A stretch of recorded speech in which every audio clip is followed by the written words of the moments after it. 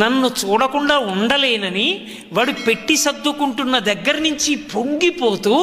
ఆ ట్రంకు పెట్టి తల మీద పెట్టుకుని ఆ చంటి బిడ్డని చంకలో పెట్టుకుని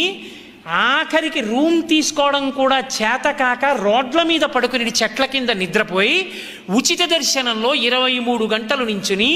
పెట్టిన పులిహార తిని పిల్లాన్ని చంకలో పెట్టుకుని భార్యని చేత్తో పట్టుకుని గోవిందా అంటూ నా వంక చూసి ఇచ్చిన ఒక్క లడ్డు గోటితో కూడా గోకి నోట్లో వేసుకోకుండా నలుగురికి పంచిపెట్టి అప్పుడు తాను కళ్ళకత్తుకు తిని గడ్డం చేసుకున్నవాడున్నాడే, ఆ అమాయకుడైనటువంటి భక్తుడు పరమ ధార్మికంగా తనకున్న 2 ఎకరాలతో బతుకుతున్నవాడున్నాడే, వాడు తెచ్చిన హుండీలో వేసిన పావలాకాసు వెతుక్కు తీసుకుంటా లక్ష్మి.